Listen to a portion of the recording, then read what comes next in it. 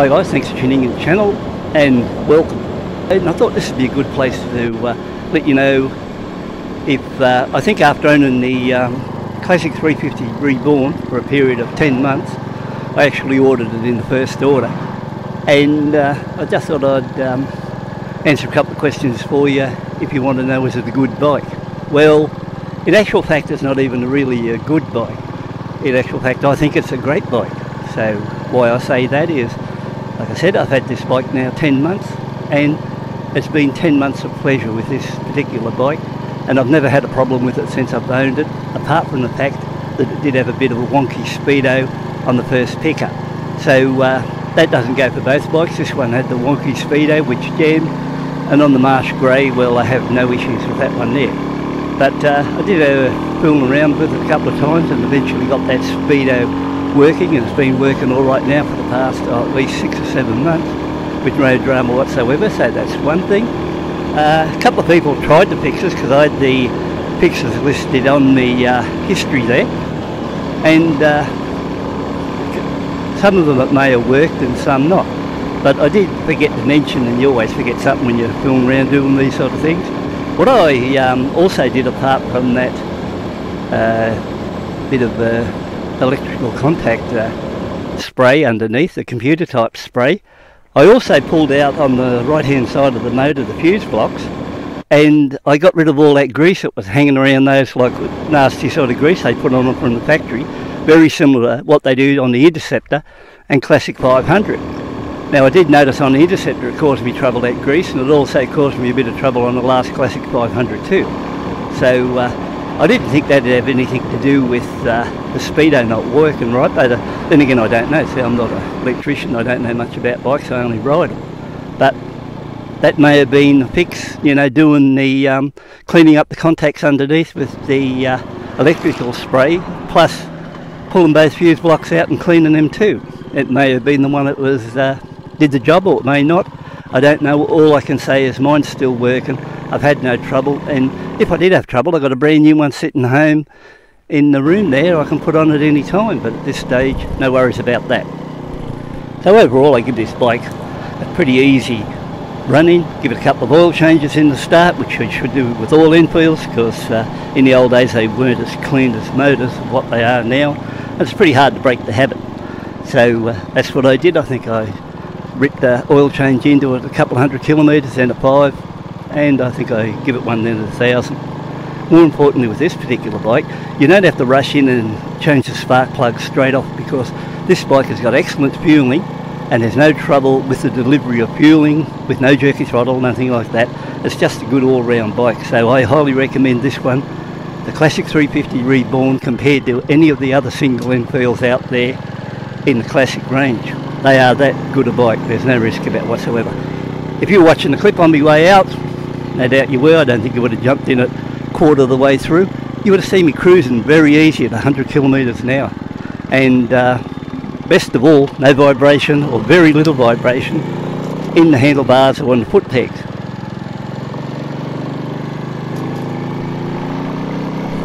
And when you look at my Classic 350 Reborn, it's a little bit different to the other ones out there, in the fact the only thing, all alterations I've made to it, I got rid of the rear shocks that were on it, which I thought were a little bit hard when you hit bumps, and I replaced them with a set of, I had in stock, of Classic 500 UCE shocks.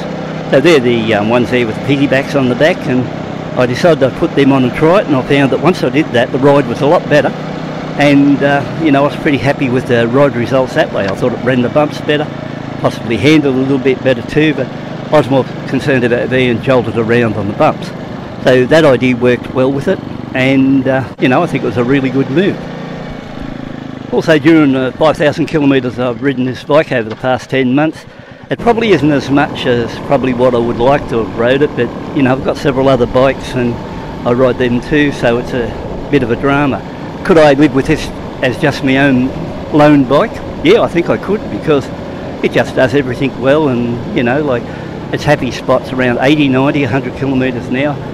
More so 90 than 90, 100 compared to 80. 80 just seems a bit slow on it and it's just not even working it. So I like to at least hit it on 90 and 100, and every now and again you can go a little bit quicker. Now, extras which I found good buying these Enfields, especially this one here, I ended up buying the Touring mirrors. I thought they were a good investment. You know, they look the part and they get away from those Mickey Mouse style ears. I also put on a little shade over the headlight. Well, actually never put that on. I took it off the other bike, the Marsh Grey, and put it on this one and just sprayed it matte black. So my favourite on this bike, you know, even though some people might be keen on them, my favourite is definitely the heel toe shifter, because I can slam through those gears as quick as anything, you know, just like as if it was a sports bike. It can go through the gears that quick. I also tossed on a little rack there at the back. I don't mind that one. I don't ever use that rack, but you know, it's just on there for, it's more show than go, but I think it looks the part there anyway. Another thing I bought was a touring seat, and to buy the touring seat, I think maybe the ride's a little bit better, but it could be a tad higher too with the touring seat on compared to the stock seat. And I think if you put a touring seat on, or you are mad sort of just going touring seat, you've got to have the spring kit there with it to give it that really good old school look from behind. Yeah, so like I said, I've run this around about 5,000 kilometres in total. I find one thing about them, it comes with factory Seat tyres, and you know, in the beginning I thought they were a little bit, you know, subpar, but to go with the price, that's not the case. I had those Seat tyres on a huge amount of dirt road, back roads, sealed road, and no drama whatsoever. It runs along quite well, and you know, would you say would I buy them again? Yeah, I probably would, depending on what price they are, or whether they're available here in Australia. But if they were, I reckon I'd give them a hit, because you know, I've got no complaints about it. Just the same as anything else on the bike, you know, I just can't get there and point out anything what I'd class as improvements, what needs to be done to the bike, because I think Enfield in this case did a really good job of the package putting it together, and they did a lot more better job on this one putting it together compared to they spent 10 years on the Classic 500, and my thoughts with that bike wasn't any better in the end than what it was in the start, and I had a vast amount of those to get on and ride. And when they jumped to this new Classic 350 Reborn, I don't know, they just nailed it right on the head. Now, a lot of that could have been because they went to their new factory, they probably had better tooling, they thought more about the bikes, and they prefer, you know, to give them a little bit of a bit more quality feel compared to how they were slapped together in the old days, and they didn't really care. So if you take that into account, everything is good on that one. The riding position on this bike, I think, is virtually the old style sit up and beg position, and I've had no drama with that. It's a fairly comfortable ride, and even when you run along at 100 kilometres an hour, I don't get any wind drift or anything enough to push me around and cause me any trouble and thinking I need a screen or something. It handles that side of it well. Gearbox is nice, precise, really precision gearbox, and like I said, with that heel and toe shifter, I can slam through those gears as quick as you could sort of slam one on a sports bike. It's really fast, especially when you're pressing on the heel and going up through the change. It's like, it really does a nice job there. And you know, it's not like the old days where you had Enfields and you had a box full of neutrals and you couldn't know what gear it is. This is a very easy bike to find neutral, so no trouble there whatsoever. And it's always a good starter, virtually starts first time every time. It's got no Kickstarter. I suppose that would have been good to have from a Classic point of view, you know, sitting on the side.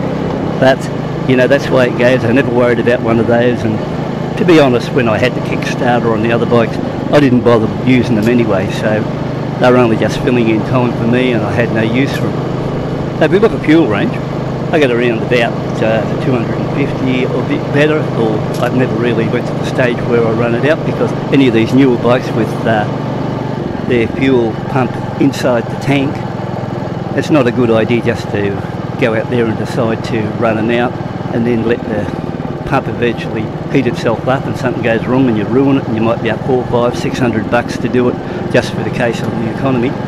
I usually sometimes set trip A or B and then just run it, you know, out 250 k's, and then if everything's going at that stage, or I get a warning light, which the low fuel warning light isn't all that accurate anyway, I just sort of add fuel in.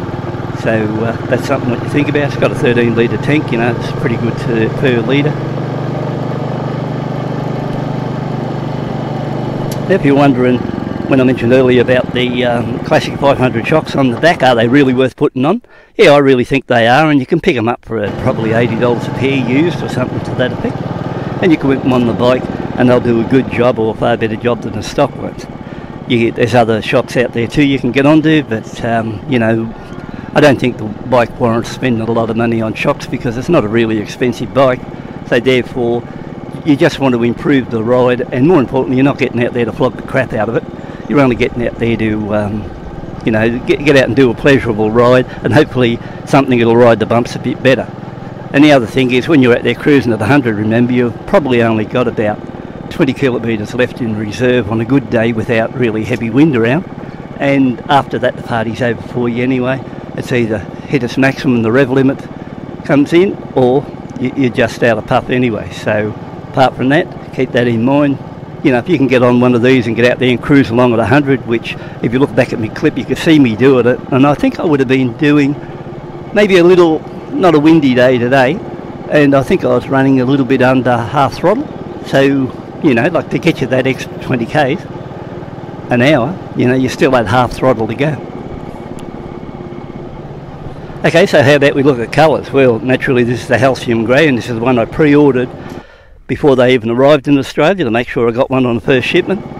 I find the Halcyon Grey is really period style, old classic school, and that was one that appeals to me out of all the colours. Later on I did buy the Marsh Grey, that military look, and I think I've done about 1,000 k's on it, but you know, in the end you take what bike's the easiest. I'll give this Halcyon Grey a lot harder work out and been in some really rough spots with it, and that's the review I'm judging on this one.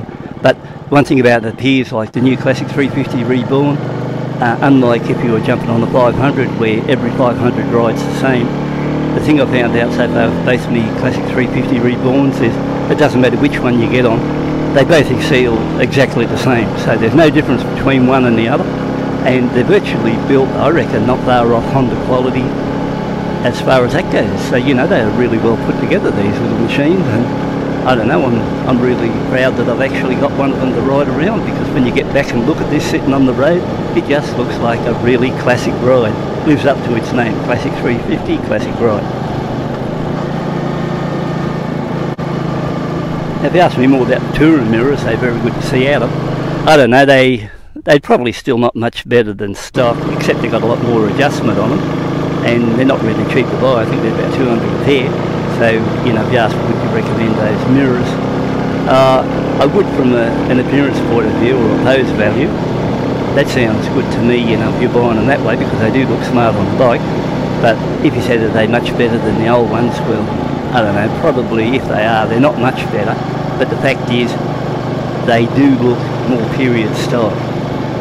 Same with the touring seat. The touring seat, I reckon, really looks good on this one, because I bought a black one to match the Halcyon Grey. And I think if you buy one of those, you must buy the spring kit with it, because without the spring kit, I don't think it'd have the same appeal. The rear rack's something else, you know, you can either take it or leave it, but I like them, and they only cost $60 on eBay. The heel and toe shifter, I really like the heel and toe shifter. There's no risk about that one, so I think it's a really good sort of a little investment that way, and you know, money well spent in that line. So I suppose you're probably wondering if there's anything I'd like to do to the bike as far as improve it in any areas of that. No, I think as it is now, like, it's proved 5,000 kilometres, never had issue with the motor, gearbox, anything else on it, so it proves to me ultra reliable, and I can come out to a place like this and I can just pull over, have a bit of a talk, and feel confident after that I can get on, press the button, and it'll ride off into the sunset with no drama whatsoever. Not the case with some other bikes I've been on, but this one at the moment is ultra reliable, and it's only when you get in there playing with exhaust, air cleaners, other stuff like that, you go from what it was once a really reliable set of wheels to trouble coming. So that's the way I look at it that way. Trouble coming if you get there playing with them and try to get a bit more out of them what they've got, and probably the best idea rather than that idea would be to go to a bigger bike or bigger CCs and save you the problems that way. Yeah, so something else to consider if you've got yourself a new Classic 350 or a Meteor or any of these, maybe the Hunter too. First thing I'd do after looking things over, I would rip open the right hand side cover, pull out the fuse blocks, there's 3 of them in there, pull out the 3 blocks and give them a really good clean up with some sort of a cleaner and get rid of all that mucky grease on it, because I don't really know why there's any need to put that much on, unless it's something to do with overseas freight inside of it, and you know, they're worried about it that way.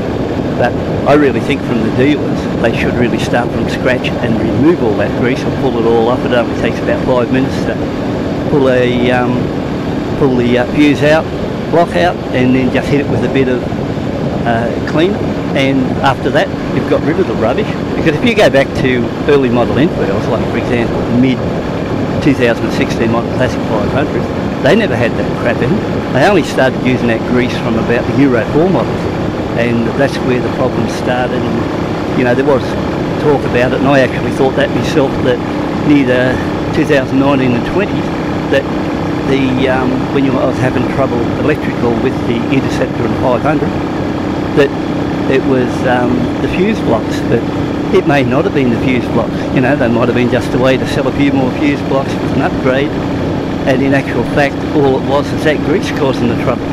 Yeah, so we talk on brakes on this bike. I actually think the factory brakes on this are pretty good. You know, like if I'm going along at 100 kilometres an hour and apply the brakes, I definitely know I've applied them, and the front one's got a fair bit of bite. The back one I wouldn't say is crash hot compared to the front, but you've got ABS, so you can brake on the front one, and it's not going to get there and lock up on you unless something really bad goes. But you know, I've come down at 100 kilometres an hour a few times when I've seen either a snake laying on the road or a pothole coming up, and I have to drop speed before I get to it.